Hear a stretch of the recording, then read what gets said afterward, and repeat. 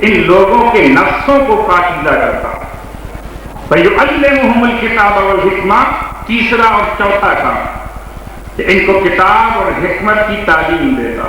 وَإِن كَانُوا مِن قَبْلُ لَفِي ضَلَالٍ مُبِينٍ اگر یہ لوگ اس کے آنے سے پہلے کھلی ہوئی گمراہی میں تھے. آئیے غور کرنے کی بات یہی کہ جب اللہ نے اپنی تسبیح کا اعلان کیا، اپنی ثنا کا اعلان کیا، تو اپنے لیے 4 صفات بیان کی: الملک، القدوس، العزیز، الحکیم. اور جب اپنے حبیب کے بعثت کا اعلان کیا تو 4 کام بیان کیے. کون سے کام؟ آیات الہی کی تلاوت، تزکیہ نفس اور کتاب اور حکمت کی تعلیم. تو ظاہر سی بات یہ خود بخود فیصلہ ہو گیا کہ نبی کیسا. صلوات پڑھے محمد والے. وہ خدا بادشاہ الملک، وہ بادشاہ ہے. تو بادشاہ چاہے تو ایسا نبی بھیج سکتا ہے کہ امیین میں ہو اور آیات پڑھ کر سنا. القدوس، وہ خدا پاک اور پاکیزہ ہے، تو ایسے نبی کو بھیج سکتا ہے جو آنے کے بعد امیین کو پاک کر دے. العزیز، وہ خدا ایسا غالب ہے کہ ہر شے اس کے سامنے سر جھکائے ہوئے، تو وہ خدا ایسے کو بھیج سکتا ہے جو ہر شے کی تعلیم دے سکتا. الحکیم، وہ خدا ایسا جس نے کوئی کام حکمت کے بغیر نہیں کیا، وہ ایسے نبی کو بھیج سکتا ہے جو حکمت کی تعلیم دیتا. یعلمہم الکتاب والحکمہ، تو آخری کام کیا ہے؟ کتاب اور حکمت کی تعلیم دے. اب آئیے غور کریں کہ پروردگار تو نے اس آیت کے اندر اپنا نام کیوں نہیں لیا؟ وَهُوَ الَّذِي، وہ جو کہ جس نے بھیجا امیین میں رسول.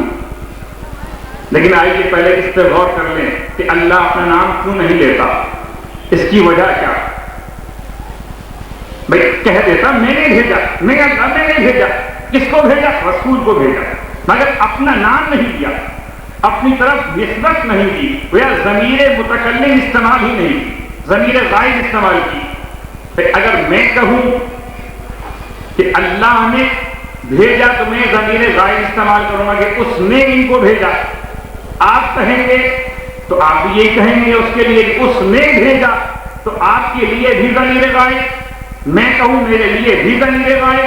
اگر نبی خود کہے کہ اس نے بھیجا، ضمیر غائب. مگر جب وہ خود کہے بھیجنے والا، تو پھر ضمیر غائب کیوں؟ صلوات پڑھے محمد علیہ محمد. جب بھیجنے والا کہہ رہا ہے تو کہنا چاہیے نا میں نے بھیجا. کیوں کہتا ہے کہ اس نے بھیجا؟ تو آئیے اگر غور کیا جائے قرآن کی آیات کا مطالعہ کیا جائے تو معلوم ہوتا ہے کہ اللہ نے جب تک کسی کو اپنی معرفت کا ذریعہ نہیں بنایا تب تک اس کے لیے خود اپنی ذات کو معرفت کا ذریعہ قرار دیا. انی جاعل فی الارض خلیفہ کا اعلان ابھی آدم بنے نہیں، ابھی مٹی تیار نہیں ہوئی، ابھی خمیر گوندا نہیں گیا. اللہ نے اگر آدم کی پہچان کرانا تھی تو اپنی پہچان کروائی کہ انی جاعل. اے ملائکہ خیال رکھنا یہ کسی کے اور کے ہاتھ سے نہیں بنے گا بلکہ میں خدا بنانے والا ہوں. مجھے دیکھو آدم کی عظمت کو پہچان. جب تک بنایا نہیں تو اپنی ذات سے منسوب کیا، ضمیر متکلم استعمال کی کہ انی جاعل فی الارض خلیفہ، میں بنانے والا ہوں. اب آدم کو پہچانتے تو نہ تھے، آدم کی تصویر دیکھی تو نہ تھی، آدم کون جانتے ہی نہ تھے، اللہ کو تو جانتے تھے. لہذا اللہ نے اپنی ذات کو اس کی معرفت کے نمونہ بنا کے پیش کیا. اگر آدم کو سمجھنا تو مجھے پہچان، انی جاعل بنانے والا میں. اور اسی طریقے سے اللہ نے جب رسول کو نہیں بنایا تو کیا کہا؟ کنتو کنزا مخفیا، میں ایک چھپا ہوا خزانہ تھا. ضمیر متکلم استعمال. جب بنایا نہیں کنتو کنزا مخفیا، میں ایک چھپا ہوا خزانہ تھا. فاحببت ان اعرف، میں نے چاہا کہ میں پہچانا جاؤں. فخلقتک یا محمد. صلوات پڑھے محمد علیہ. گویا پیغام یہاں تک پہنچا کہ ابھی بنایا نہیں تو ضمیر متکلم استعمال.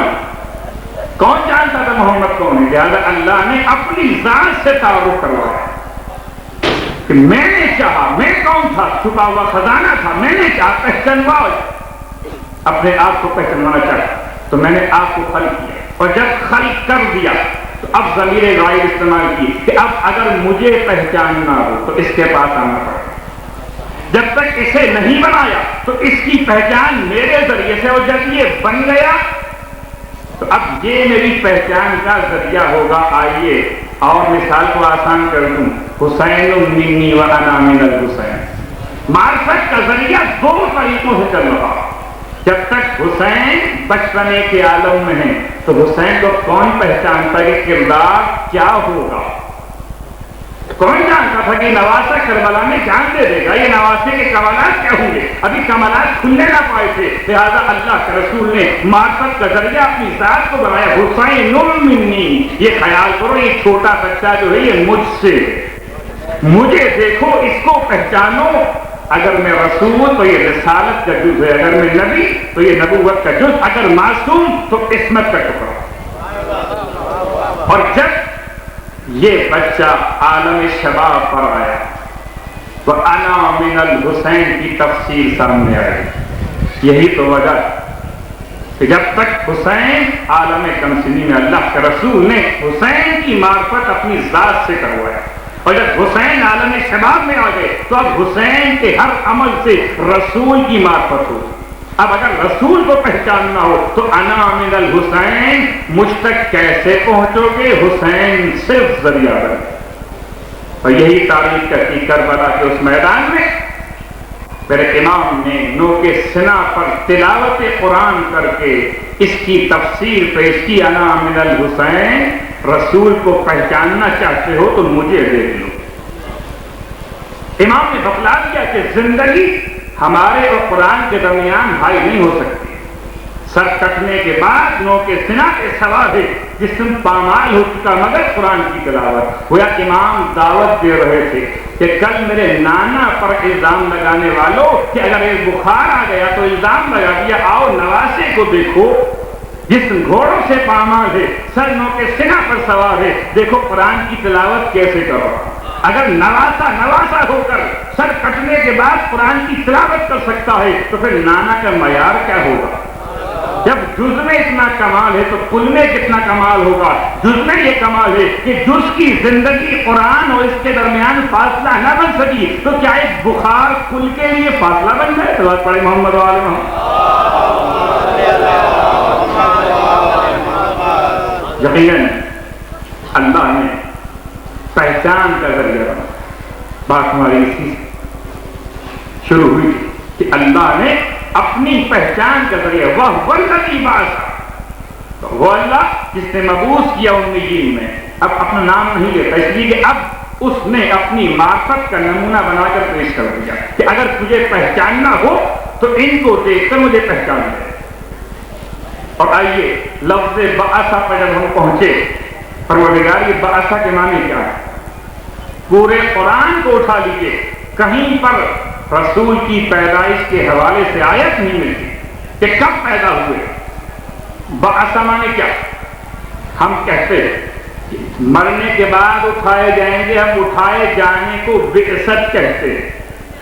پیدائش خلقت کہلاتی ہے اور دوبارہ اٹھنا بعثت کہلاتا ہے۔ کوئی پیدائش کہیں اور تھی، بعثت یہاں پر، پیدائش کہیں اور بعثت یہاں پر۔ اب آئیے سوچنا تو یہی کہ اللہ نے لفظ بعثہ استعمال کیا، نہ تو خلقہ استعمال کیا نہ جعلہ استعمال کیا۔ خلقہ استعمال کرتا تو کیا مطلب تھا کہ امیین میں نبی کو پیدا کیا، نہیں پیدا نہیں کیا۔ پیدا وہ ہوتا کہ جو پیدا ہونے کے بعد نبی بنے، جو پیدا ہونے سے پہلے نبی بن کر آیا ہو اس کی خلقت کی بات کہاں کرو گے؟ اللہ تعالیٰ نے محفل میلاد کی تاریخ چھپا لی تاکہ روز مسلمان اپنے نبی کا میلاد منا سکیں، اعلان کیا ہی نہیں۔ اللہ پڑھے محمد والے محمد۔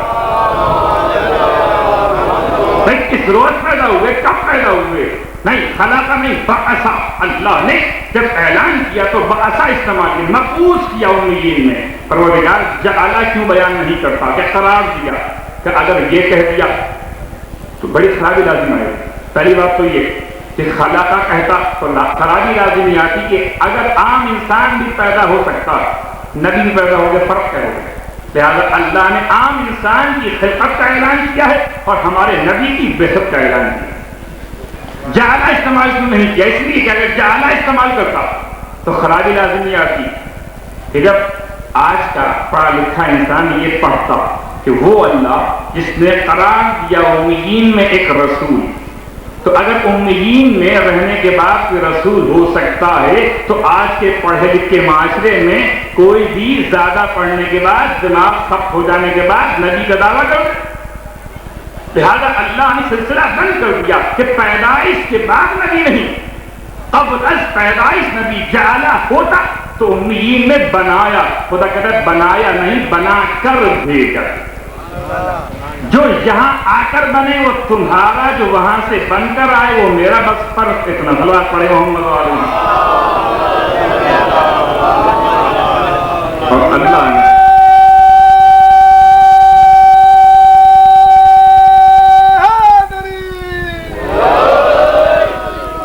جو وہاں سے بن کر آئے وہ میرا، جسے تم بنا لو تمہارا.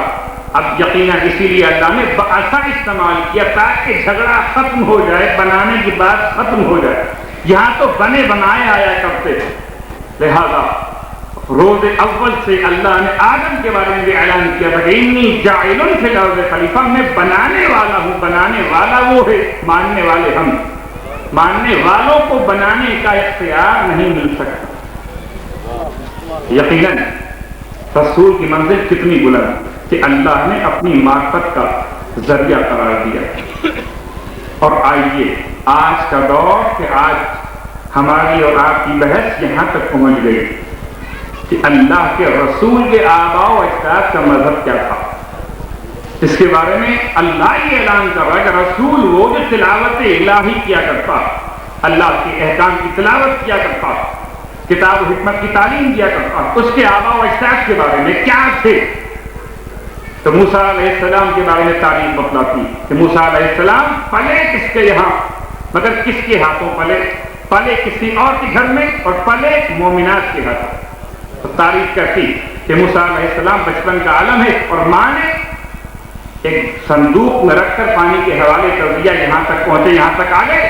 اور اس کے بعد جب سلسلہ آیا دودھ پلانے کا کہ کون اس بچے کو دودھ پلائے، تو فرعون کے پاس کیا دولت کم تھی؟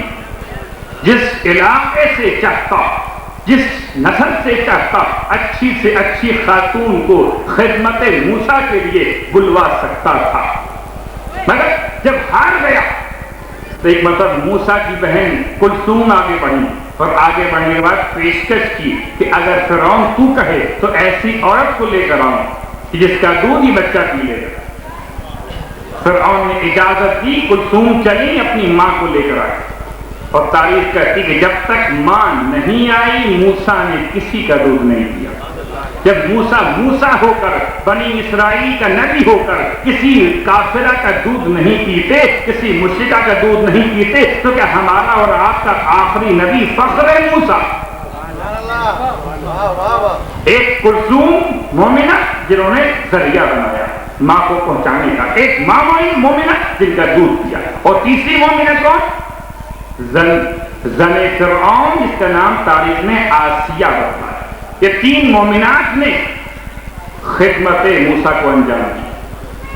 اب آئیے، یہ تو موسیٰ علیہ السلام کی مثال تھی، اور اللہ کے رسول کی خدمت کس نے انجام دی؟ جناب عبد المطلب، جناب ابو طالب، اور جناب فاطمہ بنت اسد، جناب آمنہ، جناب عبداللہ. یہ سلسلہ ہے آباء و اجداد کا. لوگ سوال کرتے کہ جناب ابو طالب نے کلمہ کیوں نہیں پڑھا؟ کلمہ کب پڑھا؟ کیوں نہیں پڑھا؟ پھر میں آپ سے پوچھتا ہوں کہ بھائی آپ نے کلمہ کب پڑھا؟ ہم نے تو اخبارات میں کٹنگ پڑھی ہے کہ فلاں علاقے کے کچھ غیر مسلموں نے اسلام سے متاثر ہو کر کسی کو اپنا کلمہ سنایا، کسی کے پاس کلمہ پڑھا. تو کلمہ وہ پڑھتا ہے جو غیر مسلم سے مسلم ہوتا. ایک کلمہ وہ پڑھے جو غیر مسلم سے مسلم ہو. کبھی آج تک ہم نے کسی کے سامنے کلمہ پڑھا. ہم تو پیدائشی مسلمان ہیں، اور جب پیدائشی مسلمان ہو کر اتنے مضبوط ہیں کلمہ سنانے کی حاجت ہی نہیں ہے، تو کیا آبا و اجداد پیغمبر کسی کو کلمہ سنا کے بلا پڑے محمد و آل محمد؟ غیر مسلم جو ہوتا اس کو اپنا اسلام کا اعلان کرنا ہے نا، کہ غیر مسلم ہے آپ اسلام کا اعلان کرنا، تو کلمہ کسی کے سامنے پڑھے گا جو وہی مسلم. اور آئیے تاریخ پر کیا احسانات ہیں جناب عبد المطلب کے، جناب ابو طالب، اور کیا حقیقت ہے ان ہستیوں کی، کہ اگر یہ ہستیاں نہ ہوتی تو خداوند عالم اپنے حبیب کی خدمت کس سے لیتا؟ ایسی خدمت کی ہے، ایسی خدمت کی ہے، خدمت کرنے والا تو کیا مسلمان بھی نہیں، اور جس کی خدمت کی وہ سرکار خاتم الانبیاء، جس نے خدمت کی اسے اتنا بھی شرف نہیں ملا. اللہ اکبر. سوچئے کہ جناب عبد المطلب کے وہ کارنامے تاریخ بتلاتی کہ جب ابرہہ نے حملہ کیا اور حملہ کرنے کے غرض سے یہ ہاتھیوں کا لشکر لے کر آ گئے. تاریخ کہتی ہے کہ اتنا دلیر تھا یہ ابرہہ اور اس کے ہاتھیوں کا لشکر، اور سب سے آگے جو علم کے نشان کے طور پر کوئی پرچم نہیں تھا، کوئی جھنڈا نہیں تھا، بلکہ ایک انتہائی طویل القامت ہاتھی تھا. ہاتھیوں کی سونڈ میں تلواریں لٹکی ہوئی تھی اور دونوں کانوں کے ساتھ زرہیں باندھی ہوئی تھی. یہ تو اس کے روب کا عالم تھا. تاریخ کہتی ہے کہ جناب عبد المطلب کے اونٹ چرا لیے گئے، اور یہ متولی خانہ کعبہ جب پہنچا ملنے کے لیے ابرہہ سے، سوچئے تاریخ کا ایک ایسا مسلمان ہے، ملنے پہنچا تو لوگوں نے پوچھا جو دربار کی کس لیے ملنے آئے ہو؟ کیا ملنے کے لیے آئے ہوں ابرہہ سے کہ میرے اونٹ چرا لیے گئے. اب حفاظت کا اہتمام کیا گیا. اسے خالی ہاتھ مسلمان سے اتنا خوف تھا کہ پوری دیوار کھڑی کی گئی ہاتھیوں کی، کہ جہاں سے جناب عبد المطلب گزرنا تھا پوری دیوار کھڑی ہوئی. کیوں؟ تاکہ یہ مست ہاتھی اگر حملہ کر دے تو الزام ہم پر نہیں آئے گا. لیکن عجیب تاریخ کے الفاظ کہ عبد المطلب اس شان سے گزرے ہاتھیوں نے سر جھکا لیے، گویا کہ سلام کر رہے ہوں اے آنے والے رسول کے سل، آپ پر ہمارا سلام. صلوات پڑھے محمد والے. سر جھکائے کھڑے ہیں ہاتھی اور گزر کے چلے گئے جناب عبد المطلب. اب جب اس کے پاس پہنچے تو ہیبت تو طاری ہو گئی تھی نا کہ ایسے علاقے سے گزر کے آ گیا، کیسا پکا مومن ہے. اس کے بعد اس نے استقبال کیا، بٹھایا اپنے پاس. کیسے آنا ہوا؟ آنا اس لیے ہوا کہ تمہارے چور و چکے افراد میرے اونٹ پکڑ رہا. جناب عبد المطلب کو خوف نہیں ہوا. کیا کہہ دیا؟ چور و چکے تمہارے اونٹ پکڑ لائے میرے. خوف کیسا؟ مومن کب کسی سے ڈرا کرتا. کہہ دیا کہ تیرے چور اونٹ لے کر آ گئے، اگر مناسب سمجھے تو واپس کر دے. اس نے حکم دے دیا کہ میری اونٹ واپس کر دیے جائے. کہا اور کچھ کہنا چاہتے ہیں؟ دل میں چور تھا. اور کچھ کہنا چاہتے ہیں؟ کہ نہیں. خود کہتا ہے کیا تم مجھ سے خانہ کعبہ کے بارے میں سوال نہیں کرو گے؟ اپنے اونٹ کا بڑا خیال ہے، خانہ کعبہ کا خیال نہیں. مسکرا کر ارشاد فرماتے اس گھر کا بھی ایک کار ساز ہے، وہ خوب جانتا ہے اسے کیا کرنا ہے. اس گھر کا بھی ایک کار ساز ہے، وہ خوب جانتا ہے اسے کیا کرنا، مجھے کیا کروا. اب جاتے جاتے پھر سوال کرتا عبد المطلب سے، اچھا ایک بات تو بتاؤ، اگر تم کہو تو میں حملہ نہ کروں واپس چلا جاؤں؟ اب عجیب تاریخ کہتی کہ ابرہہ نے پیشکش کی عبد المطلب کو کہ اگر تم کہو واپس چلا جاؤ، کیونکہ ہیبت طاری ہو چکی تھی. اب اگر عبد المطلب اپنی شخصیت کو استعمال کر کے کہہ دیتے کہ واپس چلا جا، تو یقین ہے کہ اس زمانے کے بادشاہ بھی باوفا ہوا کرتے تھے. واپس چلا جاتا، اس نے اونٹ واپس کر دیے وہ واپس چلا جاتا. لیکن جناب عبد المطلب اگر یہ کہہ دیتے تو آج نہیں روز قیامت تک خانہ کعبہ زیر احسان ہو جاتا. کہ ابرہا نے چھوڑ دیا تو بچ گیا، آج جس کے گرد گھومتے ہو یہ تو ابرہا کا چھوڑا ہوا خانے کا رسول پڑے محمد والے محمد۔ ہاں، اس مومن کی نگاہیں کہاں تک پہنچی ہوئی تھی کہ کہیں ایسا نہ ہو کہ کل کا آنے والا معرض تیرے خانے کا وہی تو ہے جو ہمارے آبا و اجداد نے چھوڑ دیا تھا کہ نہیں، تیری مرضی ہے، جو تو کرنے کے لیے آیا کر لے، خدا اپنا انتظام خود کر لے گا۔ اٹھ کے چلے جائے۔ تاریخ کہتی کہ اب جناب عبد المطلب کے واپس جانے کے بعد اس نے جمع کیا، ابرہا نے اپنے سرداروں کو، کہتا ہے کہ کیا مشورہ، حملہ کیا جائے یا نہیں؟ اس لیے کہ میں ہیبت دیکھ کر پریشان ہوں کہ اتنا خوف، اتنا بے خوف کہ خوف ہی نہیں۔ کہا حملہ کیا جائے اور اس خانہ کعبہ کو تباہ برباد کر دیا جائے، تو معلوم کہتے ہیں کہ اس گھر کو تباہ کر دیا جائے، اس لیے کہ ہماری عبادت گاہ کو ان کے افراد نے اس کے تقدس کو پامال کیا، اس میں آگ لگائی، لہذا بدلے میں یہ کام کیا ہے۔ خیر فیصلہ ہوا اور لشکر آگے بڑھا۔ تاریخ کہتی کہ سب سے آگے وہ ہاتھی تھا جو لشکر کا نشان تھا۔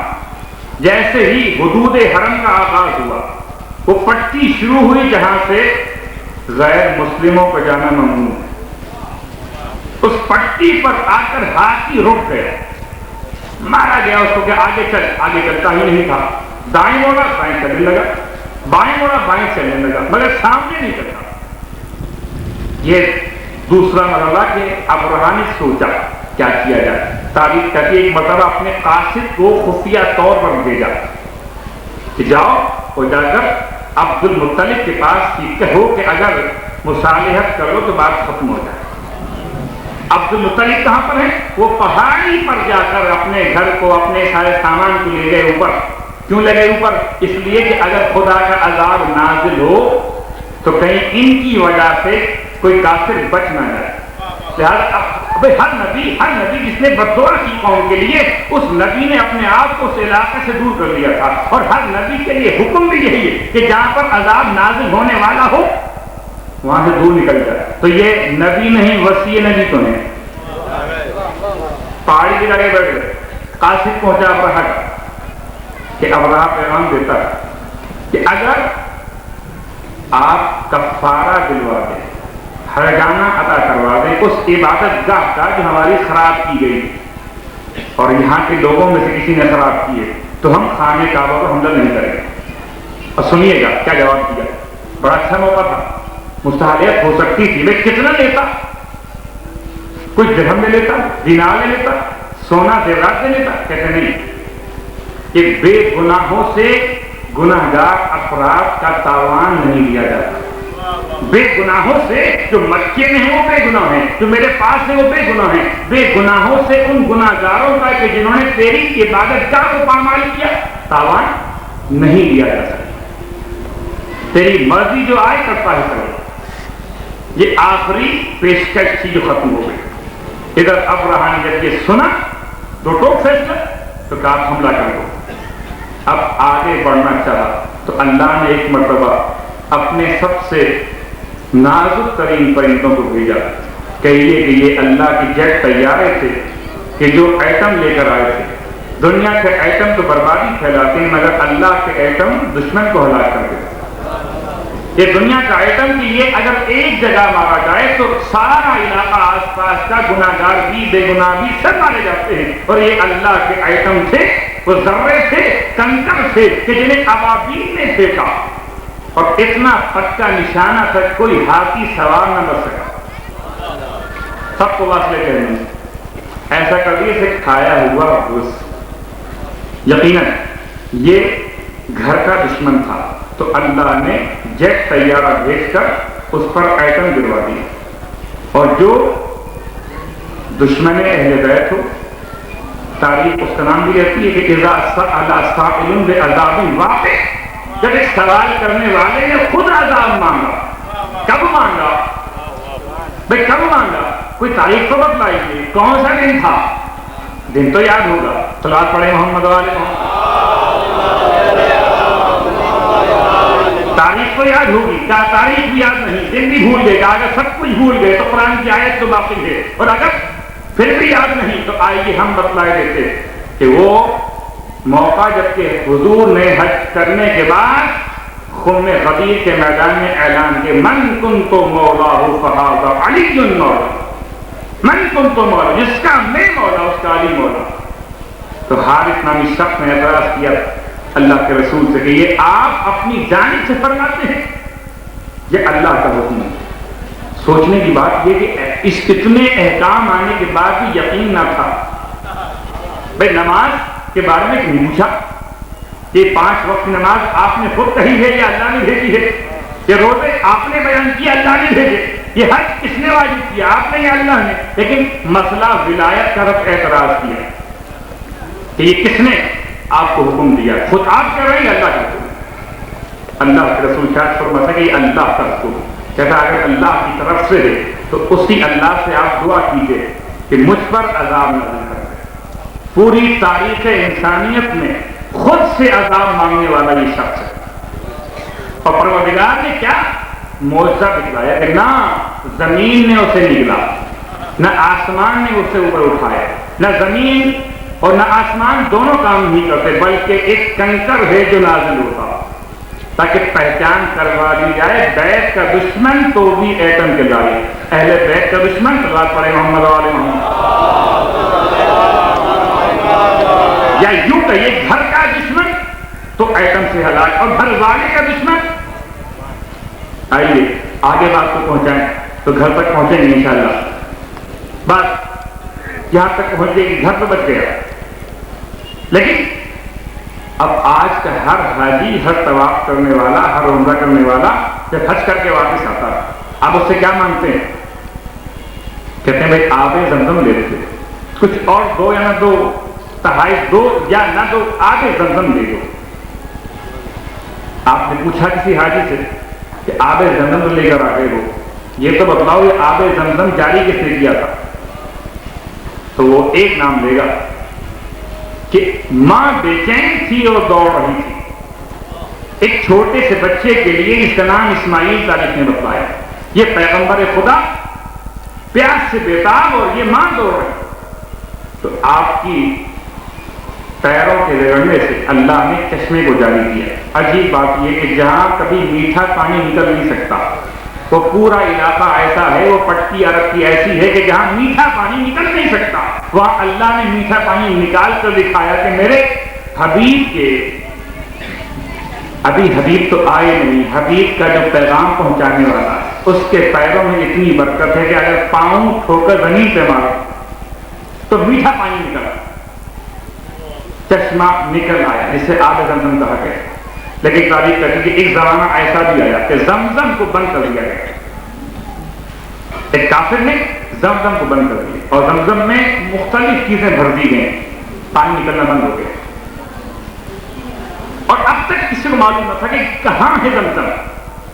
جناب عبد المطلب، ان کا اصل نام شیبۃ الحمد، تاریخ کی پہلی شخصیت کہ جنہوں نے زمزم کو دوبارہ کھودا اپنے بیٹے حارث کے ساتھ، یہ دونوں باپ بیٹے حارث اور یہ کھود رہے تھے اس جگہ کو کہ جہاں زمزم نکل آیا، اور جب کنواں نکل آیا تاریخ کہتی اس میں کچھ جواہرات بھی تھے، 2 سونے کی مورتیاں تھیں جس سے تاریخ نے ہرنی کہا، 2 زرہیں تھیں اور 2 تلواریں، 6 چیزیں، 2 تلواریں، 2 زرہیں اور 2 سونے کی مورتیاں، یہ 6 چیزیں اس کنویں میں ڈالی گئی۔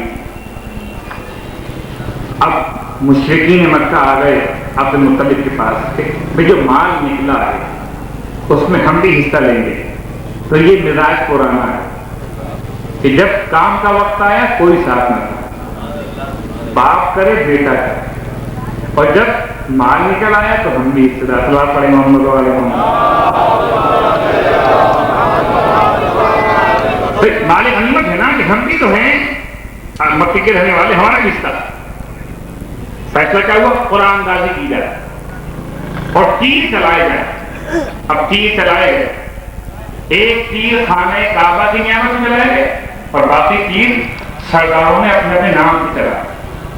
خانہ کعبہ کی نیابت میں تیر چلایا گیا، وہ تیر جا کر سونے کی دونوں مورتیوں کو لگا، اور وہ دو تلواریں اور دو زرہیں جب تیر چلائے گئے تو تاریخ کہتی ہے سب کے تیر تو خطا کر گئے، مگر عبد المطلب کا پھینکا ہوا تیر ان چاروں کو سمیٹ گئے۔ دونوں تلواریں بھی ان کے حصے میں اور دونوں زرہیں بھی ان کے حصے میں۔ یقیناً یہ وہ شخصیت جس نے آب زمزم کو دوبارہ جاری کیا۔ اب پانی پینے والا چاہے جانتا ہو یا نہ جانتا ہو، بھائی میرے اگر والد صاحب نے مسجد بنوائی تھی کسی محلے میں اور وہ چلے گئے، اب لوگ تو بھول گئے، کیا لوگوں کے بھول جانے سے نام مٹ جائے گا؟ کیا لوگوں کے نہ ماننے سے میرے والد کے نام اعمال میں اضافہ نہیں ہوگا؟ ہوگا نا، کہ جو بھی نماز پڑھنے والا اس میں نماز پڑھے گا چاہے جانتا ہو یا نہ جانتا ہو۔ نام اعمال میں ثواب لکھا جائے گا مسجد بنانے والے۔ تو اب جس نے زمزم کو جاری کیا، جو حاجی زمزم کو استعمال کرتا ہے، زمزم پیتا ہے چاہے جانتا ہو یا نہ جانتا ہو، وہ نہ جان کر بھی عبد المطلب کے نام اعمال میں ثواب بھیج رہا۔ صلوات پڑھے محمد علیہ وسلم۔ صرف یہی نہیں بلکہ تاریخ تو یہ بھی کہتی ہے کہ طواف کے 7 چکر کب سے بنے؟ کون جانتا تھا کہ 7 چکر ہیں؟ آج ہر مسلمان 73 فرقے پورے جتنے بھی جاتے ہیں، ہر حاجی، ہر ملک کا حاجی، ہر زبان بولنے والا حاجی، ہر سائز اور ہر رنگ کا حاجی، 7 طواف، 7 چکر، ایک طواف صرف۔ کب سے؟ تاریخ کہتی کہ جناب عبد المطلب کے اعلان سے پہلے مشرکین مکہ آتے تھے، عبادت کیا کرتے تھے اپنے انداز سے، جتنے چکر سمجھ میں آئے، جتنا ذہن نے چکر کھایا اتنے چکر کاٹے واپس چلے گئے۔ تو ہوتا کیا تھا، کسی نے 3، کسی نے 4، کسی نے 5، کسی نے 6، کسی نے 2، جس کی اتنی طاقت تھی۔ مگر یہ عبد المطلب کی شخصیت کہ جنہوں نے 7 چکروں کو ایک طواف قرار دیا، 7 چکروں کو ایک طواف قرار دیا اور سب کو بچا لیا رنگ برنگی ہونے سے۔ آج ہر مسلمان بھائی، ہر فرقے کا عمل کرنے والا بھائی، ہر امام کو ماننے والا بھائی 7 چکر لگا۔ تو اب 7 چکر جب آپ نے لگائے تو نام اعمال میں ثواب گیا عبد المطلب، چاہے آپ جانتے ہو یا نہ جانتے ہو، کیونکہ اس نے بنیاد رکھی۔ جب بنیاد اس نے رکھی تو نام اعمال اس کا اب تک کھلا ہوا کہ روز قیامت تک جتنے افراد چکر لگاتے رہیں گے نام اعمال عبد المطلب میں ثواب لکھا جاتا ہے۔ صلوات پڑھے محمد علیہ وسلم۔ اب آئیے گفتگو کو ہم آگے بڑھا دیں۔ یہ عبد المطلب کا دور ہے، کبھی موقع ملا تو پھر بات کریں گے جناب عبداللہ کے بارے میں، جناب آمنہ کے بارے میں۔ جناب ابو طالب کی شان کے لیے اتنا کہنا کافی ہے۔ ایک لفظ ہے نا جس کو آپ بڑے عقیل سے لیتے ہیں، وہ ہے فاطمہ۔ وہ کیا ہے؟ فاطمہ۔ فاطمہ کے معنی کیا ہے؟ بچانے والی۔ تو تاریخ صرف 2 افراد کا نام لیتی ہے کہ جن کی ماں کا نام بھی فاطمہ ہے اور زوجہ کا نام بھی فاطمہ ہے۔ ماں کسے کہتے ہیں؟ جس کے قدموں تلے جنت ہو، اور زوجہ کیا ہے؟ کہ جو نصف ایمان بن کر آتی ہے۔ کون؟ یہ باپ اور بیٹے۔ جناب ابو طالب جن کا نام عمران ہے، آپ کی والدہ کا نام فاطمہ بنت عمر، فاطمہ بنت عمر۔ آپ کی زوجہ کا نام فاطمہ بنت اسد، دوسرا یہ بیٹا، اس کی ماں کا نام فاطمہ بنت اسد، بیوی کا نام فاطمہ بنت محمد۔ صلوات پڑھے محمد۔ جس کے گھر میں بھی فاطمہ ہو، جو آیا بھی فاطمہ کے یہاں سے ہو، وہ پھر بھی مسلمان نہ ہو۔ اللہ جناب ابو طالب کی شخصیت کے بارے میں میرے مولا کا وہ جملہ کافی، بیٹا اپنے باپ کے مقام کی وضاحت کر رہا ہے، جبکہ کسی نے اعتراض کیا۔ امام فرماتے ہیں کہ روز قیامت میرے والد کو پروردگار وہ مقام عطا کرے گا کہ اگر میرا والد چاہے تو سارے نبیوں کی امتوں کی اکیلا شفاعت کر سکتا، اکیلا شفاعت کر سکتا۔ اللہ اکبر۔ یقیناً یہ اس معیار پر پائی۔ اور اب آئیے بات ہمیں آگے بڑھانی کہ عبد المطلب خانے کعبہ کو بچانے والے، اور تاریخ کہتی کہ ایک وہ دور تھا جب عبداللہ ابن زبیر کو قتل کرنے کے لیے ظالم حجاج لشکر لے کے پہنچا ہوا اور اس نے خانہ کعبہ پر حملہ کیا اور اتنا سنگ باری کرائی گئی کہ خانہ کعبہ کی دیواریں ٹوٹ گئی. عبداللہ ابن زبیر کو پکڑ لیا گیا اور قتل کر دیا. جب خانہ کعبہ کی دیواریں ٹوٹ گئی تو اب فکر ہوئی کہ کیا ہوگا.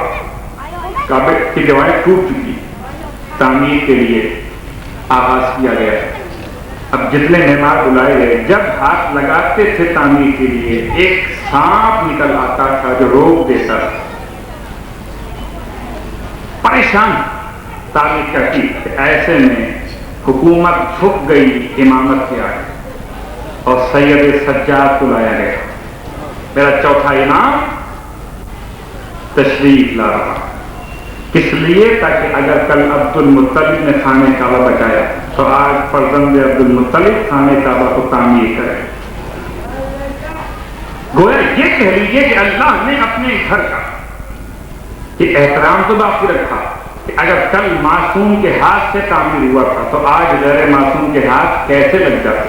معصوم قریب آنے کے بعد آپ نے دستے مبارک کو پھیر اور پھر حکم دیا کہ اب لے کر آؤ اس کے تمام وہ آثار جو لوٹ کے لے گئے. یعنی ہر کسی مسلمان تھے اور خانہ کعبہ کی اینٹیں تک لوٹ کے لے گئے. واپس منگوائے اور دوبارہ تعمیر شروع. پھر مسئلہ آیا حجر اسود کے رکھنے. اگر کل یہ مسئلہ درپیش تھا تو اللہ کے رسول نے اس مسئلے کو حل کر دیا تھا, تو آج فرزند رسول اس مسئلے کو حل کر رہا اور حجر اسود کو اس کے مقام میں رکھا. اب بتائیے جتنے افراد خانہ کعبہ کے پاس جاتے ہیں, جتنی دعائیں مانگتے ہیں, جتنے اعمال کرتے ہیں, ان اعمال میں میرا چوتھا امام شریف ہے یا نہیں؟ حجر اسود کو چومنے والے جتنے بھی افراد ہیں, اگر امام نہ لگاتے تو آج لگتا کیسے؟ خانہ کعبہ تعمیر ہو گیا, حجر اسود امام نے لگا دیا. اور تاریخ کہتی کہ یہی امام ایک مرتبہ حشام بن عبد الملک حج کے لیے پہنچا ہوا. اس امام نے 20 حج کیے.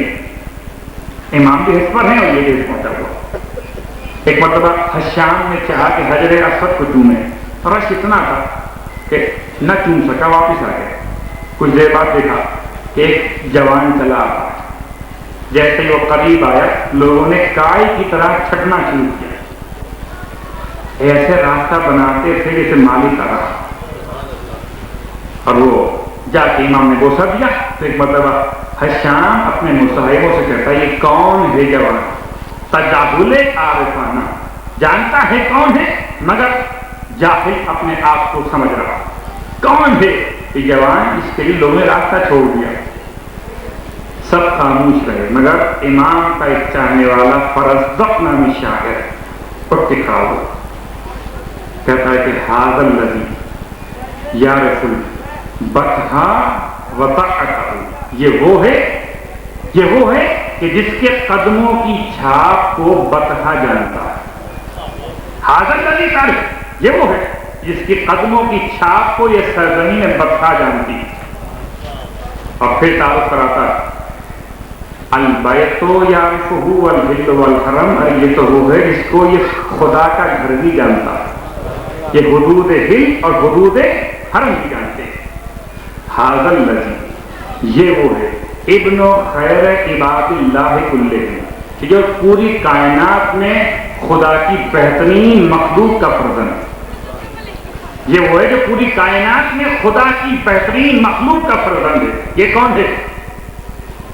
ھذا التقی والنقی الطاہر العلم, یہ تقی بھی ہے, پرہیزگار بھی ہے, نقی پاک اور پاکیزہ بھی, الطاہر طیب و طاہر بھی, العلم یہ مشہور و معروف بھی.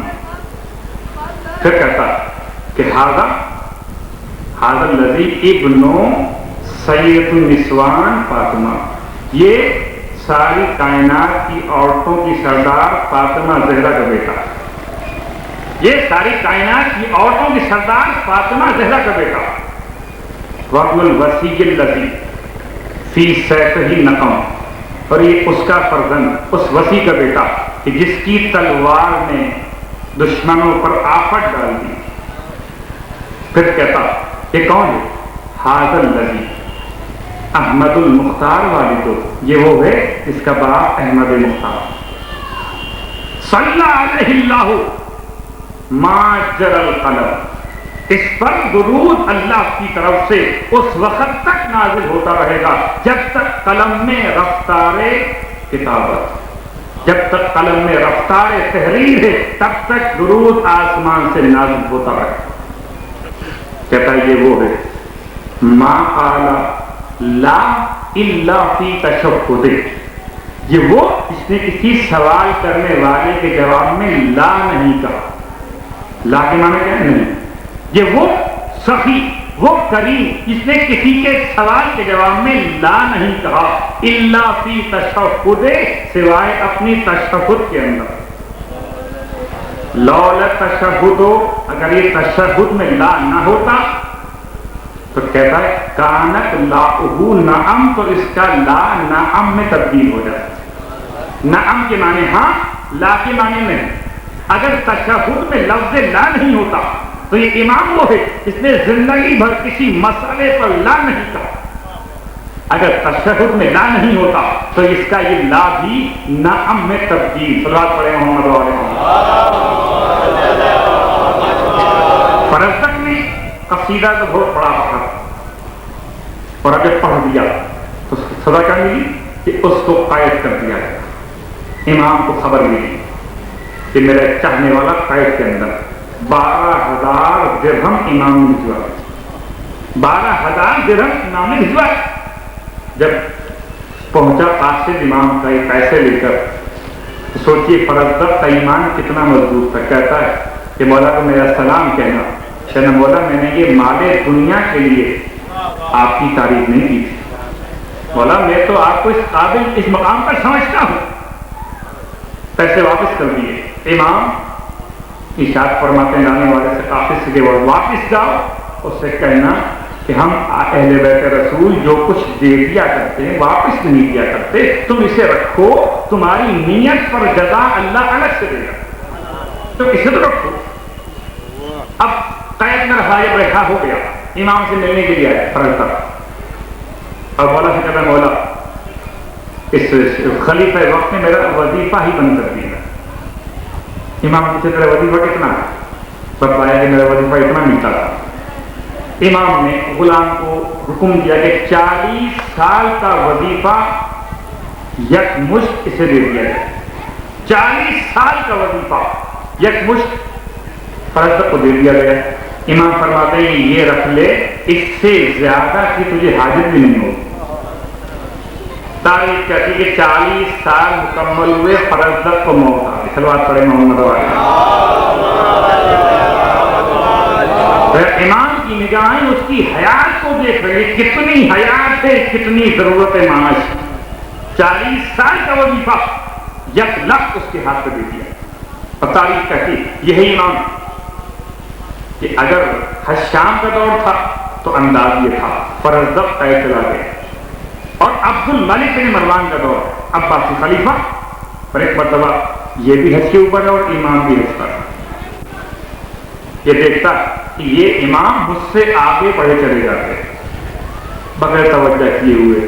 آواز دے کر کہتا ہے کہ اے سجاد، کیا میں نے تمہارے بابا کو شہید کیا ہے؟ امام رک گئے. رکنے بعد توجہ فرمایا کہ جس نے شہید کیا اس نے اپنا انجام دیکھ لیا. کیا تجھ میں بھی اتنی ہمت ہے؟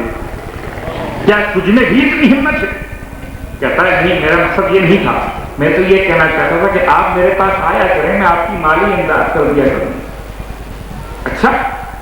امام مسکرائے. ایک مرتبہ امام نے اپنی ابا کو زمین سے بچھا دیا، خانہ کعبہ کو دیکھا اور خدا بندیان سے دعا مانگی، پروردگار اسے بتلا دے کہ ہم کتنے صاحب اختیار ہیں. امام کی دعا کے الفاظ پورے بھی نہ ہوئے تھے، ایک مطلب موتی تھے، پھر چادر کو اتنا چھپا گئے کہ پوری چادر موتیوں سے بھر گئی. اور ادھر امام نے عبد الملک کے سامنے سارے موتی غرون تقسیم کر کے بتلا دیا کہ عبد الملک تیری دولت کے ہم محتاج نہیں، ہم چاہیں تو یہ موتی اس طریقے سے بھی ہماری خدمت میں آ سکتے ہیں۔ یہی امام ہے جو آئے نے تعریف کرتی کہ آپ کا چاہنے والا ایک بلفی شخص ہے، تو امام سے ملاقات کے لیے ہر سال آیا کرتا، حج سے فارغ ہوتا ہے مکے میں اور مدینے امام سے ملاقات کے لیے آتا۔ ایک روز بیوی نے کہہ دیا تھا کہ تو ہر سال جاتا ہے تحائف لے کر، کبھی امام نے بھی کچھ دیا ہے تجھے؟ یہ بیویاں میری خراب ہوا کرتی، کبھی کچھ دیا ہے؟ بات تو کہہ دی۔ اس نے سمجھایا کہ نہیں ایسی بات مت کرو، امام تو امام ہے، فخر کائنات، فرزند رسول ہیں، ان کی محبت ہی کافی ہے۔ لیکن جب اب جو یہ گیا حج کرنے کے لیے اور حج کے بعد امام کے پاس پہنچا، دسترخوان بچھا ہوا تھا، امام نے کھانے کو بلایا، جب کھانا کھا چکے امام فرماتے ہیں بھائی تو میرا مہمان ہے، آپ میرے ہاتھ دھلا دیں، پانی منگوایا، ایک خالی برتن ایک بھرا ہوا کوزہ۔ یہ کہتا ہے مولا میں یہ برداشت نہیں کر سکتا کہ آپ میرے ہاتھ دھلائیں، مطلب مجھے یہ آپ موقع عطا کریں کہ میں آپ کے ہاتھ دھلاؤں۔ امام نے دعائے خیر دی، اس کے ہاتھ میں پانی دے دی امام کے ہاتھ، اور اب اس نے پانی ڈالنا شروع کیا۔ پہلا دھون جو اس خالی برتن میں گیا، امام پوچھتے ہیں بلخی سے بتلا برتن میں کیا ہے نیچے؟ کہتا ہے مولا پانی ہے، کہیں غور سے دیکھ۔ آپ کو دیکھا، کہتا ہے مولا یاقوت سرخ۔ پھر دوسری مرتبہ پانی ڈالا گیا، امام پوچھتے ہیں اب کیا ہے برتن میں؟ کہتا ہے مولا یاقوت سرخ ہوگا اور پانی ہوگا، کہیں غور سے دیکھو، یاقوت سرخ اور زمرد سبز۔ پھر تیسری مرتبہ پانی ڈالا گیا، کہ اب دیکھو اب کیا؟ کہ مولا وہی دو پتھر پانی کا نہیں، غور سے دیکھو، یاقوت سرخ، زمرد سبز اور در ابیض، تین قیمتی پتھر۔ سوچئے جس امام کے ہاتھوں کی دھون میں یہ کمال ہے، خود اس امام میں کتنا کمال۔ صلوات پڑھیں محمد والا۔ یہ تین پتھر جمع ہو گئے، اور یقیناً یہ معجزہ بہت عظیم تھا۔ امام فرماتے ہیں کہ بھئی یہ تو لے جا اور جا کر اپنی بیوی کو دے دینا۔ اب گھبرائے، کہتا ہے بولا آپ کا سیم ہو گیا، یہ تو گھر کی بات، باہر کیسے آ گئے؟ امام فرماتے ہیں کہ جو تم باتیں کیا کرتے ہو ہم تک پہنچ جاتی ہے۔ اب سوچئے گا اگر کل کا امام کمرے میں میاں بیوی کی باتوں سے واقف، تو آج کا امام بھی، آج کا امام بھی ہماری ہونے والی ہر گفتگو کو، چاہے وہ کتنی ہی پرائیویسی کے ساتھ کیوں نہ، ضرور سنتا۔ یہ لے کر پہنچا بیوی کے پاس، تو تم نے کہا تھا نا، وہ امام تک بات پہنچ گئی۔ امام کی ایجنسیاں بہت تیز ہیں، بات وہاں تک پہنچ گئی، تو یہ امام نے تحفہ دیا۔ کہتی ہے اچھا میں بھی کے ساتھ چلوں گی امام کو دیکھنے کے لیے، امام کی ذات میں بھی کروں گی۔ تعریف کرتی کہ اگلے سال پھر لے کر آیا بیوی کو، اپنی حج کرایا۔ حج کے بعد جب ذات ہاتھ تک مدینے کی جانب بیمار پڑ گئی اور راستے پہنچتے پہنچتے انتقال کر گئے۔ جب انتقال ہو گیا تو امام کے پاس روتا ہوا ہے، مولا بیوی تو مر گئی، آپ چلیے اس کے نماز جنازہ کے لیے تشریف لے چلے۔ امام فرماتے ہیں کہ تو چاہتا ہے کہ تیری بیوی زندہ ہو جائے؟ کہتا مولا ہاں، کیسے ممکن ہے، لیکن کیا مردے بھی زندہ ہوا کرتے ہیں؟ امام فرماتے ہیں کہ اگر اللہ چاہے تو یہ بھی ہو سکتا ہے۔ دو رکعت نماز پڑھی آپ نے اور دعا مانگی، پھر فرمایا کہ جا اور جا کر بیوی کو لے کر آئے، اور تیری بیوی کی زندگی 30 سال بڑھ گئی، 30 سال بڑھ گئی۔ اب یہاں روک کر ایک جملہ، 30 سال کیوں مولا؟ 25 سال کیوں نہیں؟ 35 سال کیوں نہیں؟ 40 سال کیوں نہیں؟ اگر دینا تھا تو 300 سال دے دیتے، نہیں 30 سال بڑھ گئے۔ تو آئیے اس کو واضح کرنے کے لیے ایک اور روایت کہ معصوم فرماتے ہیں کہ جو شخص اپنے رشتے داروں سے صلہ رحمی کرے اس کی عمر اللہ 30 سال بڑھا دیتا ہے، اور قطع رحمی کرے 30 سال کم ہو جاتی ہے۔ تو اب اگر ہمارا ایک عام رشتے دار ہم اس سے صلہ رحمی کریں تو 30 سال عمر بڑھ جائے، تو اگر اپنے امام سے صلہ رحمی کریں، جو کہ یہ ہر سال امام کے پاس آتا تھا تو حج لے کر، تو 30 سال امام کی دعا حیات ملی، بیوی کو لے کر آئے۔ اب جیسے ہی اب تک تو اس نے امام کو دیکھا نہ، جیسے حجرے میں داخل ہوئی ایک مرتبہ چیخ مار کر کہتی ہے کہ یہی تو تھے وہ کہ جنہیں میں نے ابھی دیکھا تھا، یہی تو تھے وہ. جب فرشتے لے جا رہے تھے روح قبض کر کے، تو پیچھے سے آواز آتی تھی رک جاؤ، سید سجاد اس کی حیات مانگ رہا ہے، رک جاؤ، سید سجاد اس کی حیات مانگ رہا ہے. کون؟ سجاد. اتنے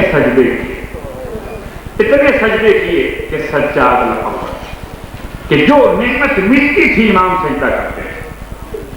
2 افراد میں صلح کراتے تھے، امام سجدہ کرتے تھے. زین العابدین بھی کہا جاتا ہے میرے امام، کہ اللہ کے رسول یہ خبر دے گئے تھے کہ روز قیامت کی آواز بلند ہوگی، آئینہ زین العابدین. کہاں ہے زین العابدین؟ تو میری اولاد میں سے علی ابن الحسین لبیک کہتا ہوا آ گیا ہے. تو یہ لقب وہ ہے جو اللہ کے رسول نے. اور سید الساجدین، سجدہ کرنے والوں کے سردار. اتنے سجدے کیے میرے مولا.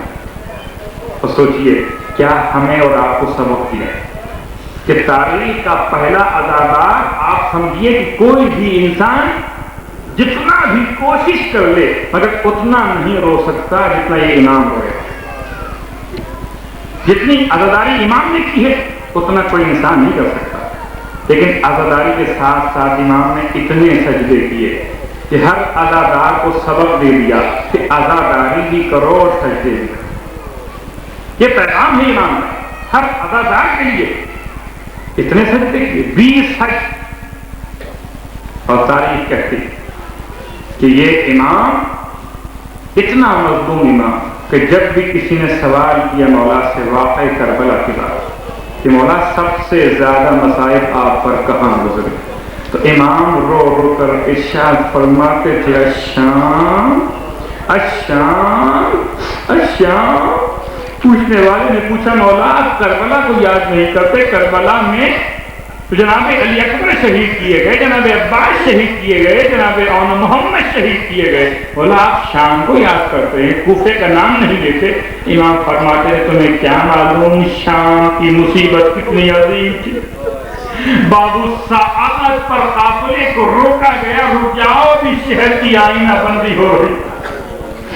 ہاں یہ لٹا ہوا قافلہ جب شہر شام میں داخل ہوا، شام کے رہنے والے ستے کی کھجوریں پھینکتے تھے اور یہ شیطانیاں رو رو کر کہتی تھی یا اہل کوفہ و شام ان الصدقۃ علینا حرام. اے کوفہ و شام کے رہنے والوں یہ صدقہ پہلے بیت رسول پہ حرام ہے. تاریخ کہتی کہ یہ قافلہ وہاں سے گزرا. ایک مرتبہ ایک خاتون اپنے بچے کو لیے ہوئے تماشا دیکھنے کو باہر، اور جب کچھ دیر گزر گئی بچہ نظر نہ آیا تو آواز دیتی تھی. بچے کا نام حسین تھا. آواز دے کر کہتی تھی بیٹا حسین گھر چلو دیر ہو رہی. جب زینب نے آواز سنی معظمہ قریب بلائے خاتون کس حسین کو پکارتی، کس حسین کو تلاش کرتی ہے؟ میرا حسین پوچھتی ہے تو دیکھ سر رو کے سنا پر بلند ہے اور جسم کربلا میں ٹھوڑوں سے پامال ہو گیا. ضعیفہ کہتی ہے نہیں قیدن بی بی میرے ساتھ تو میرا چھوٹا حسین تھا جو تماشا دیکھنے کے لیے آیا، خدا معلوم کہاں گم ہو گیا. بی بی فرماتی ہیں اے خاتون تو اپنے حجرے میں واپس چلی جا، تیرا حسین میرے حسین کو روتا. خاتون واپس پلٹی. جب گھر میں آئی کیا دیکھا؟ ایک چھوٹا سا معصوم بچہ دونوں ہاتھوں سے سر پیٹ کے ماتم کر رہا. ہائے حسین کہہ کر ماتم کر رہا. ماں قریب آئی بیٹا یہ کس حسین کا ماتم کر رہا ہے؟ بیٹا ہمارے آقا و مولا حسین تو مدینے میں رہتے. کہا ماں میں نے پوچھا تھا لوگوں نے بتایا کہ وہی مدینے والا حسین ہے جس کو ذبح کر کے سر کاٹ کے لایا گیا، یہ وہی شہزادیاں ہیں ماں. اور یہ کہہ کر ایک چیخ ماری یہاں تک کہ بچے کا انتقال ہو گیا. ماں روتی ہوئی اٹھی، یقین نہ آتا تھا کہ کہاں زینب ام کلثوم، کہاں شام کا بازار اپنے لال کی لاش کو لیا اور باہر آئی. قریب آئی جناب زینب کے. ایک بی بی یہ بچہ روتے روتے چپ ہو گیا، آپ دعا کرو کہ اللہ سے زندگی دے دے. زینب نے اشارہ کیا کہ زمانے کا امام تو آگے تھے اس کے پاس. یہ خاتون بچے کی لاش کو لے کر جناب عابد کے قریب آئی، میرے بیمار امام سے درخواست کی، ہتھکڑی والے ہاتھوں کو امام نے بلند کیا یہ کہہ کر اے سکینہ اور باقر تم آمین کہنا، میں دعا کرتا ہوں۔ ہتھکڑی والے ہاتھوں کو بلند کیا، پروردگار اس حسین کا واسطہ ضعیفہ کے حسین کو حیات دے دے۔ ابھی امام کی دعا کے الفاظ پورے نہ ہوئے تھے، ایک مرتبہ بچہ نئی حیات پا کر اٹھا اور گھبرا کر پوچھا قافلے والوں تم میں زینب کس کا نام تم میں زینب کس کا نام ہے؟ بیوی نے فرط محبت سے آواز دی بیٹا ادھر آ جاؤ، میرا نام زینب ہے۔ یہ قریب گیا، ہاتھوں کو جوڑ کے کہا شہزادی آپ کے نانا نے آپ کو سلام دیا، شہزادی آپ کے نانا نے آپ کو سلام بھیجا ہے اور پیغام دیا ہے زینب یزید کا دربار قریب آ رہا ہے، زینب بد دعا نہ کرنا، ارے دربار یزید میں ایسے ہی چلی جانا۔ اللہ اکبر۔ اسی لیے شام کے بھرے ہوئے بازار سے تاریخ کہتی ہے میرا امام سر کو جھکائے ہوئے اونٹوں کی مہار تھامے ہوئے اس طریقے سے گزر گیا کہ کوئی جاننے والا نہ مل جائے۔ ارے ہاں غیرت مند امام ماں بہنیں کھلے سر تھی، یہ شام کا بازار تھا۔ تاریخ کہتی ہے کہ منہار امام کے پاس پرسے کے لیے آیا ہوا، منہار امام کو روتا ہوا دیکھ کر کہتا مولا شہادت تو آپ کی میراث ہے، پھر کیوں اتنا روتے ہیں؟ امام ارشاد فرماتے منہار انصاف نہیں کیا، منہار شہادت تو ہماری میراث ہے مگر کیا یہ بھی ہماری میراث ہے کہ ماں بہنیں کھلے سر ہوں اور کبھی بازاروں میں لے جایا جائے، کبھی درباروں میں لے جایا جائے۔ ارے ہاں اتنا روتے تھے میرے امام کہ سامنے پانی آتا تھا روتے تھے، کھانا سامنے آتا تھا تو روتے تھے۔ تاریخ کہتی ہے جب امام گھر سے باہر نکلا کرتے تھے تو قصاب ذبیحہ پر کپڑا ڈال دیا کرتے تھے کہ امام کی نگاہ نہ پڑ جائے۔ ایک مرتبہ ایک قصاب ذبح کر رہا تھا کہ امام وہاں سے گزرے، امام رک گئے، قصاب کے قریب گئے، اے بھائی کہ تو نے اس جانور کو ذبح کرنے سے پہلے پانی بھی پلا لیا تھا۔ ایک مرتبہ چھری کو چھوڑ کے کھڑا ہو گیا، ہاتھوں کو جوڑ کے کہا مولا میں مسلمان ہوں، میں نے جانور کو پانی پلایا تھا، بس اتنا سننا تو ایک چیخ ماری ہائے میرا بابا 3 دن کا پیاسا ذبح کر دیا گیا، لوگ تو جانور کو بھی پانی پلاتے ہیں۔ یہ کہہ کر امام غش کر گئے۔ ارے ہاں یہی عزادار امام ہے۔ تاریخ کہتی ہے کیسے نہ یاد کرتے شام کو اتنے مصائب سہے تھے۔ میں کہوں گا مولا جہاں شام کے مصائب تھے وہاں زندان شام کے مصائب بھی تھے، اسی لیے 40 سال تک خون کے آنسو امام روتے رہے۔ بس 2 جملے، یہ امام زندان شام میں کتنا مجبور تھا جب بہن نے انتقال کیا، ہاتھوں میں ہتھکڑیاں، پیروں میں بیڑیاں، گلے میں خاردار دو۔ ارے آواز بھی ہوگی بابا آپ نے کربلا میں ایک قبر بنائی تھی، بابا آپ کے ہاتھوں میں ہتھکڑیاں تو نہیں تھی، آپ کے پیروں میں بیڑیاں تو نہیں تھی، بابا زکات سے قبر بنانی تھی نا، بابا ذرا زندان شام میں آئیے، بابا ہاتھوں میں ہتھکڑیاں، پیروں میں بیڑیاں، بہن کے جنازے کو کیسے دفن کیا؟ اسی لیے شام کو یاد کر کر کے میرا مولا روتا تھا، لیکن ہائے دنیا نے کیسی دغا کی، رونے والے امام کو بھی زہر دیا گیا۔ ملعون ولید بن عبد الملک نے امام کو زہر دیا۔ ایک مرتبہ جسم میں اثر پیدا ہونا شروع ہوا، امام نے قریب بلایا، باقر کو وصیتیں کرنا شروع کی، جہاں ساری وصیتیں تھیں وہاں یہ بھی تھی بیٹا باقر اپنے جد کی عزاداری قائم رکھنا، اے بیٹا مجلس حسین نہ چھوڑنا، ارے میرا آخری عزادار ہے، یہ پہلا عزادار بھی ہے جو دنیا سے جا رہا، عزادار اس عزادار کا آؤ ماتم کرے، دنیا سے رخصت ہوئے، غسل و کفن کا اہتمام، اے مولا خدا حافظ و ناصر آپ کا جنازہ توڑ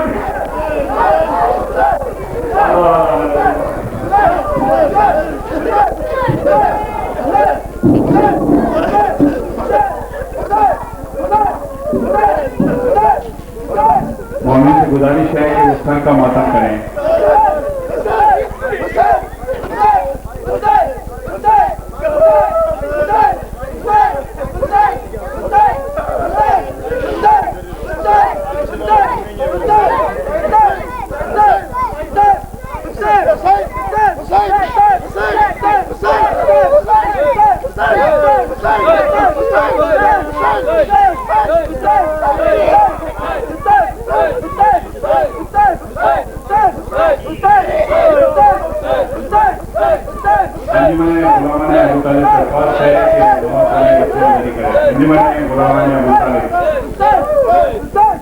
مومن سے گزارش ہے کہ وہ نظر میں شکل فرما کر جائیں.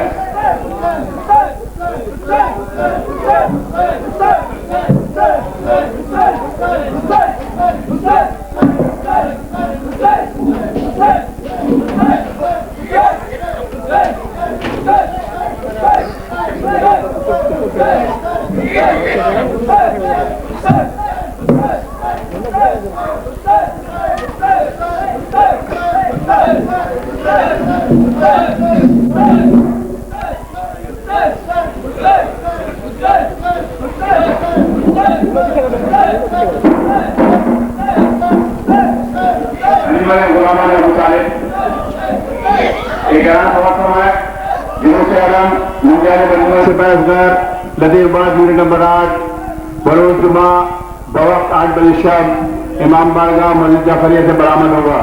جملہ مومنین سے شرکت کی درخواست ہے.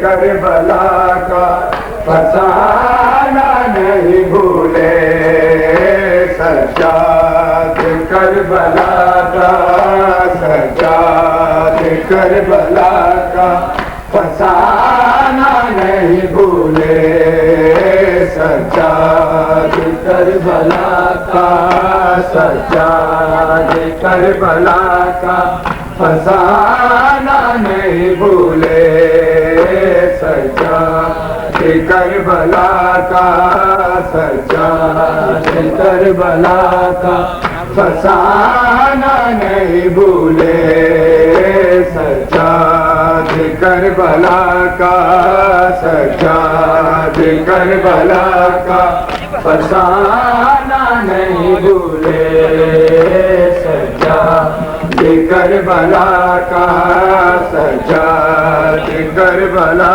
کا فسانہ نہیں بھولے سجاد کربلا کا سجاد. دستہ غلامہ ابو طالب کے جتنے بھی ماتمی ہیں مہربانی کر کے جلدی ماتم میں پہنچ جائیں. نہیں بھولے سجاد کربلا کا سجاد کربلا کا فسانہ نہیں بھولے سجاد کربلا کا سجاد کربلا کا فسانہ نہیں بھولے سجاد کربلا کا سجاد کربلا کا فسانہ نہیں بھولے سجاد کربلا کا سجاد کربلا کا فسانہ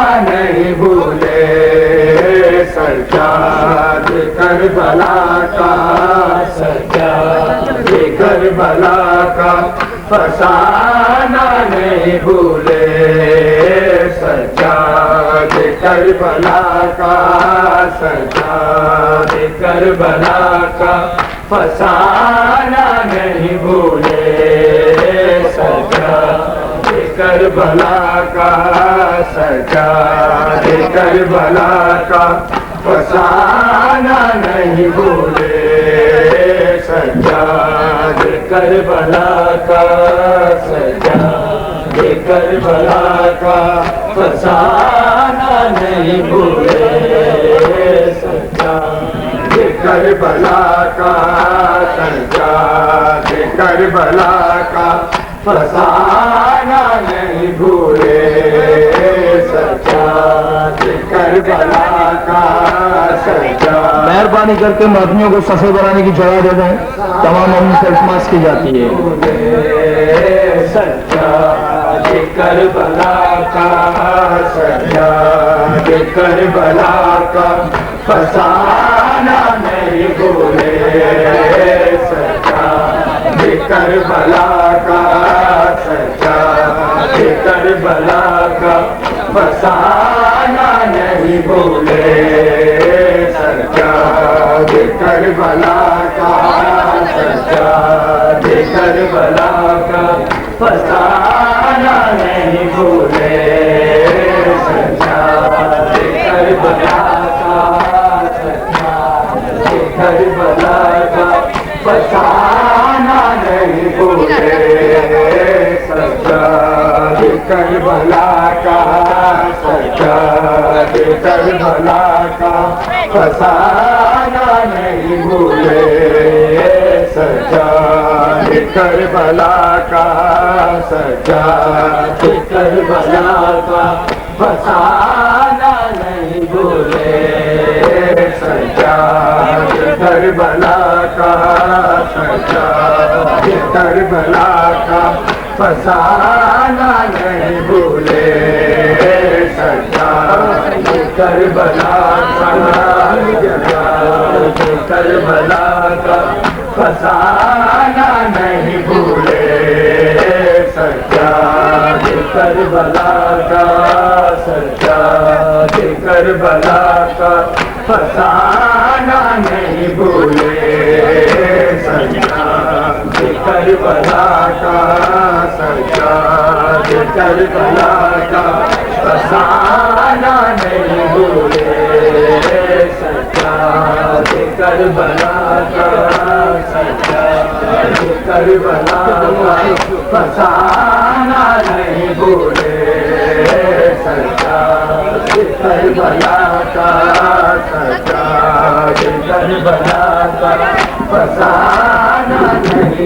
بھولے سجاد کربلا کا سجاد کربلا کا فسانہ نہیں بھولے سجاد کربلا کا سجاد کربلا کا فسانہ نہیں بھولے سجاد کربلا کا سجاد کربلا کا فسانہ نہیں بھولے. بازار میں زینب کا بازار میں زینب کا آنا نہیں بھولے سجاد کربلا کا سجاد کربلا کا فسانہ نہیں بھولے سجاد کربلا کا سجاد کربلا کا فسانہ نہیں بھولے سجاد کربلا کا سجاد کربلا کا فسانہ نہیں بھولے. بازار میں زینب کا بازار میں زینب کا آنا نہیں بھولے سجاد کربلا کا سجاد کربلا کا فسانہ نہیں بھولے سجاد کربلا کا سجاد کربلا کا فسانہ نہیں بھولے کربلا کا سجاد کربلا کا فسانہ نہیں بھولے.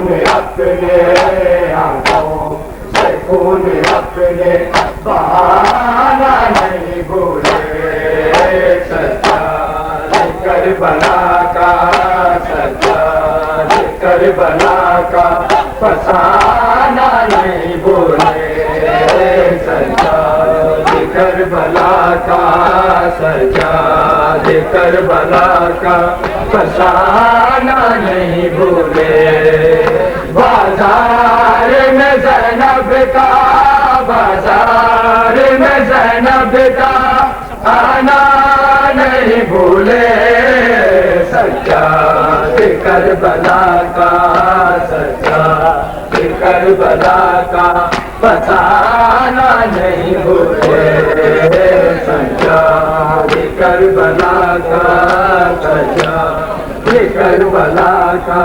فسانہ نہیں بھولے سجاد کربلا کا سجاد کربلا کا فسانہ نہیں بھولے زندہ کو بھول سکے سجاد تو لے کے زندہ کو بھول سکے سجاد تو لے لاشا سکینہ کا لاشا سکینہ کا اٹھانا نہیں بھولے سجاد کربلا کا سجاد کربلا کا فسانہ نہیں بھولے سجاد کربلا کا سجاد کربلا کا فسانہ نہیں بھولے سجاد کربلا کا سجاد کربلا کا فسانہ نہیں بھولے سجاد کربلا کا سجاد کربلا کا فسانہ نہیں بھولے بازار میں زینب کا بازار میں زینب کا آنا نہیں بھولے سجاد کربلا کا سجاد کربلا کا فسانہ نہیں بھولے سجاد کربلا کا کربلا کا فسانہ نہیں بھولے لڑتے جگر نہ گھر نہ برادر بچا سکے لڑتے جگر نہ گھر نہ برادر بچا سکے لیکن حسین دین کو لیکن حسین دین بچانا نہیں بھولے سجاد کربلا کا سجاد کربلا کا فسانہ نہیں بھولے سجاد کربلا کا سجاد کربلا کا فسانہ نہیں بھولے سجاد کربلا کا سجاد کربلا کا فسانہ نہیں بھولے بازار میں زینب کا بازار میں زینب کا آنا نہیں بھولے سجاد کربلا کا سجاد کربلا کا فسانہ نہیں بھولے سجاد کربلا کا سجاد کربلا کا فسانہ نہیں بھولے سجدے میں سر حسین نے اپنا کٹا دیا سجدے میں سر حسین نے اپنا کٹا دیا قرآن کہنے پر قرآن کہنے پر سنانا نہیں بھولے سجاد کربلا کا سجاد کربلا کا فسانہ نہیں بھولے سجاد کربلا کا سچا کربلا کا فسانہ نہیں بھولے سچا کربلا کا سچا کربلا کا فسانہ نہیں بھولے بازار میں زینب کا بازار میں زینب کا آنا نہیں بھولے سچا کربلا کا سچا کربلا کا بسانا نہیں بھولے سچا کربلا کا سچا کربلا کا بسانا نہیں بھولے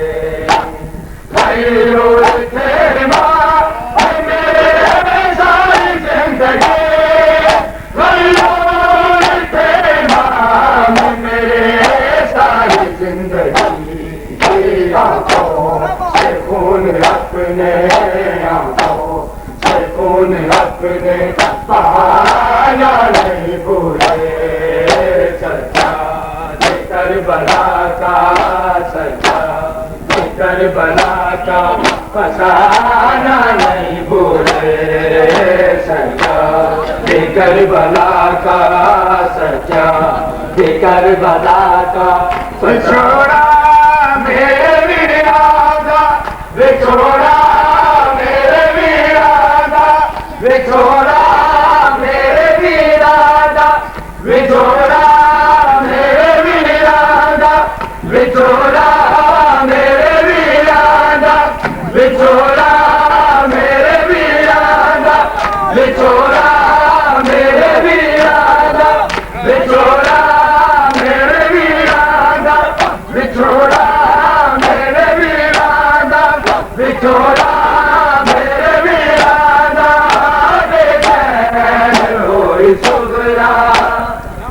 ویران مدینہ بے چین ہوئی سغرا ویران مدینہ بے چین ہوئی سغرا ویران مدینہ بے چین ہوئی سغرا ویران مدینہ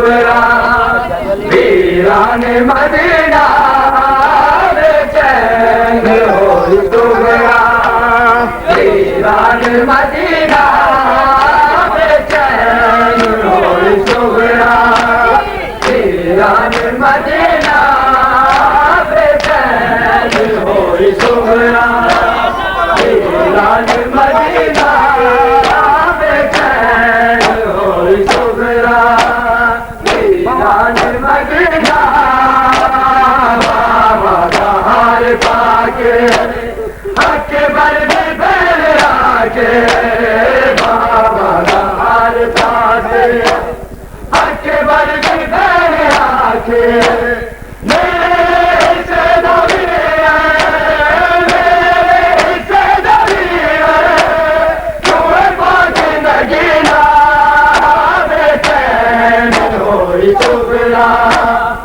ویران مدینہ بے چین ہوئی سغرا ویران مدینہ بے چین ہوئی سغرا ویران مدینہ بے چین ہوئی سغرا ویران مدینہ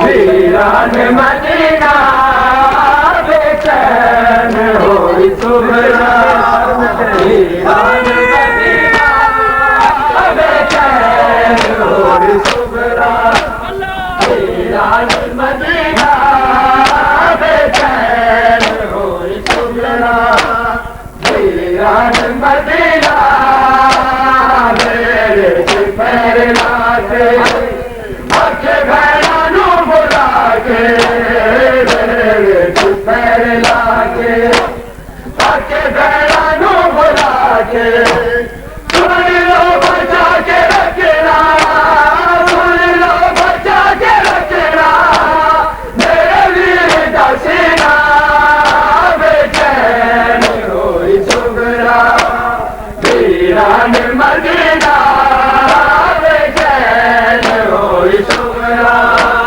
ویران مدینہ بے چین ہوئی سغرا ویران مدینہ روزہ رسول روے روزہ رسول روے درد دنیا سفینہ بے چین ہوئی سغرا ویران مدینہ بے چین ہوئی سغرا ویران مدینہ بے چین ہوئی سغرا ویران مدینہ چندرے کرانو لا کے آکے موت بین پاکے چندرے کرانو لا کے آکے موت بین پاکے وعدہ وفا ہویا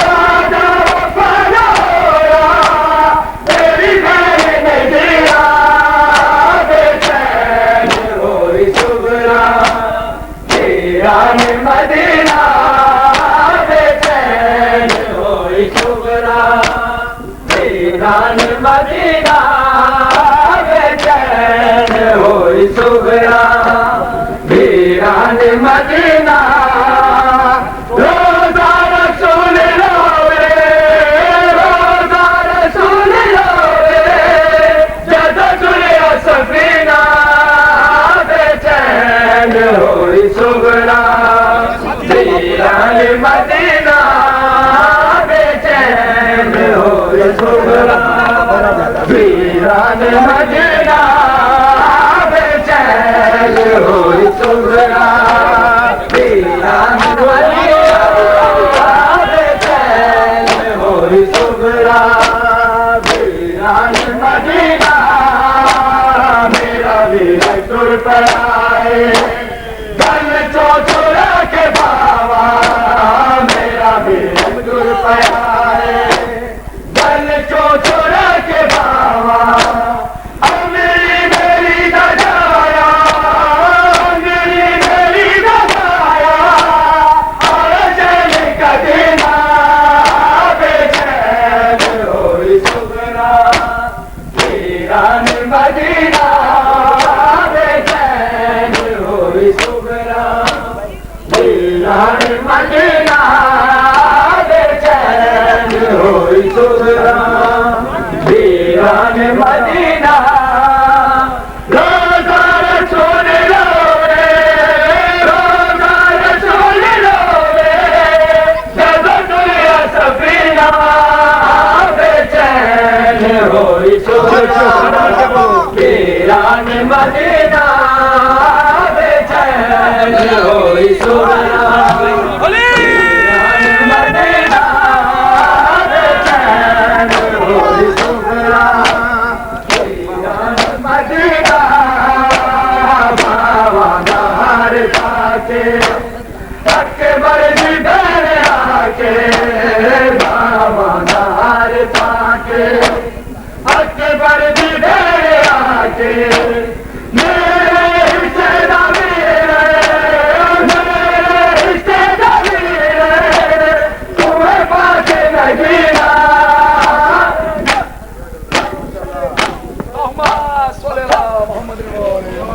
یہ تھی انجمن غلامان ابو طالب. اب انجمن نوجوانان حیدری چکھی سے گزارش ہے کہ وہ فرش ادا پر آئے اور نو خانی سے نظری کرے. انجمن نوجوانان حیدری چکھی.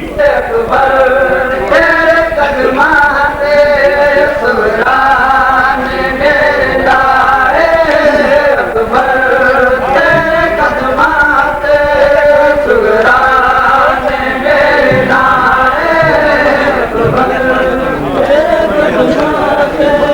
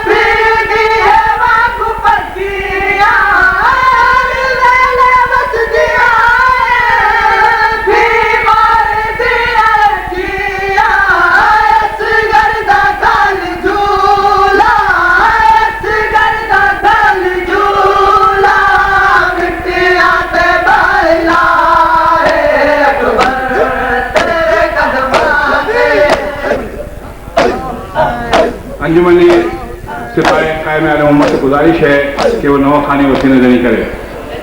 انجمن سپاہی قائد علی محمد ٹنڈو جام. یا حسین یا حسین یا حسین. کھلی بھی ہو بابا, کھلی بھی ہو. تھوڑا مت دے دو. یا حسین یا حسین یا حسین یا بابا نکل یا حسین یا حسین یا